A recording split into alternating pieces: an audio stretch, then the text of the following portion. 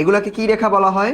দ্রাঘিমা রেখা। পৃথিবীর কেন্দ্রে যদি 360 ডিগ্রি কোণ থাকে, প্রত্যেকটা ডিগ্রির জন্য আমরা একটা করে দ্রাঘিমা রেখা পাবো। এটা হচ্ছে পৃথিবীর উপর থেকে আমি দেখতেছি, মনে করেন একটা পৃথিবীর উপরে আমি দাঁড়ায় আছি, একদম উপরের সাইডে। সেখান থেকে আমি দেখতেছি যে এখানে আছে 180 ডিগ্রি, এখানে আছে 180 ডিগ্রি, তাই না?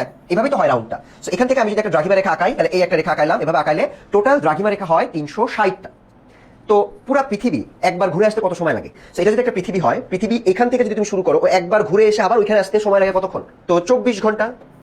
ও পুরো পৃথিবী সে একবার ঘুরে আসতে যদি তার 24 ঘন্টা সময় লাগে, তো পুরো পৃথিবীতে যদি 360টা দ্রাঘিমা রেখা থাকে, তাহলে এই 1 নম্বর দ্রাঘিমা রেখা থেকে ঘুরে আবার 1 নম্বরে আসতে সময় লাগবে 24 ঘন্টা, কারণ একবার ঘুরতে তো 24 ঘন্টা লাগতেছে। তার মানে 360টা দ্রাঘিমা রেখা পার হতে ওর সময় লাগে 24 ঘন্টা।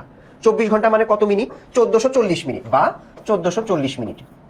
তার মানে যদি 1 ডিগ্রি ঘুরতে চাই, এটা হচ্ছে 360টা দ্রাঘিমা রেখার জন্য, তাহলে একটা দ্রাঘিমা রেখার জন্য 1440কে তুমি যদি 360 দিয়ে ভাগ করো, তাহলে তুমি 1 ডিগ্রির জন্য পাবা, আমি এখানে ভাগ করতেছি, 1440 ডিভাইডেড বাই হলো 360, তার মানে 4। 4 কি এটা? মিনিট। মিনিট কেন হলো? কারণ এটা তো মিনিটে বানাইছিলাম আমি। আমার এখানে 4 মিনিট আসলো কতর জন্য? 1 ডিগ্রির জন্য। তার মানে আমি যদি আরেকটা পৃথিবী এখানে আঁকাই তোমাদের বোঝানোর জন্য, এই একটা পৃথিবী, সূর্য এই রেখা বরাবর আলো দিচ্ছে, এখানে সূর্য আলো দিচ্ছে, তার মানে এখানে এখন বাজে 12টা, ধরো এখানে বাজে 12টা।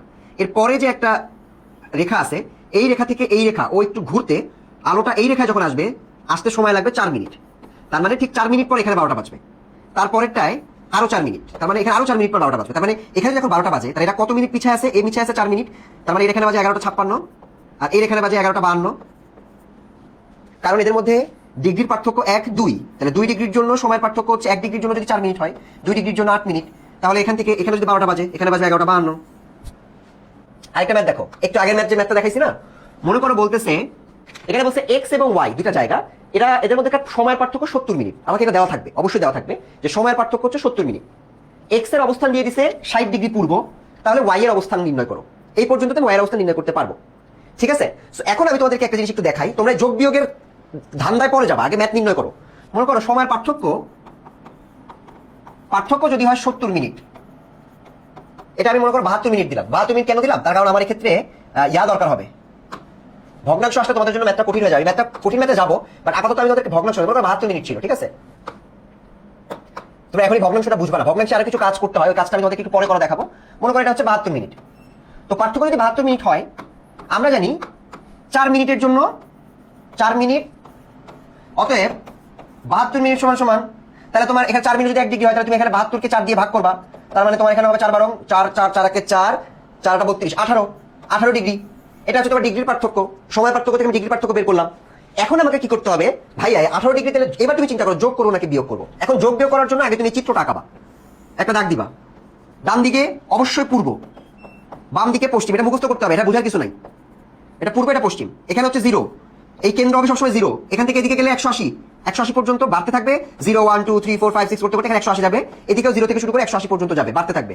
তো আমাদের বলছে এক্স এর অবস্থান 60 ডিগ্রি পূর্ব, তাহলে পূর্ব দিক হচ্ছে এটা হচ্ছে 60, এটা হচ্ছে আমার এক্স এর অবস্থান 60 ডিগ্রি। এখন আমাকে বলো, আমাকে লাস্টে একটা হিন্ট দিতে দেখছো যে ওয়াই এক্স এর পূর্বে অবস্থিত, তাহলে ওয়াই এর অবস্থানটা এক্স এর পূর্ব দিকে, তাহলে এটা যদি এক্স হয়, এক্স এর পূর্ব দিক কোনটা? এটা নাকি ওইটা?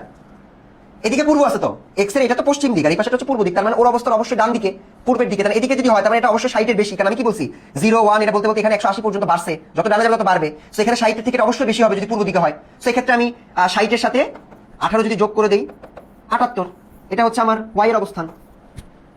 সো তোমরা এটা খুবই পানির মতো সহজ একদম, এটা আমার মনে হয় এখন কঠিন টপিকে ঢুকি নাই।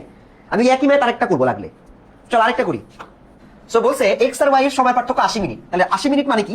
4 মিনিটের জন্য প্রতি 4 মিনিট পার্থক্য সমান সমান 1 ডিগ্রি, তাই না? 1 ডিগ্রি, একটা আমরা 10 লিখতেছি, এটা হচ্ছে 1 ডিগ্রি। 4 মিনিটের জন্য পার্থক্য 1 ডিগ্রি। অতএব আবার যদি 80 মিনিটের জন্য আমাকে বের করতে হয়, তাহলে 80 মিনিটের জন্য 80কে 4 দিয়ে ভাগ করবা, 80কে 4 দিয়ে ভাগ করলে পেয়ে যাবা 20 ডিগ্রি।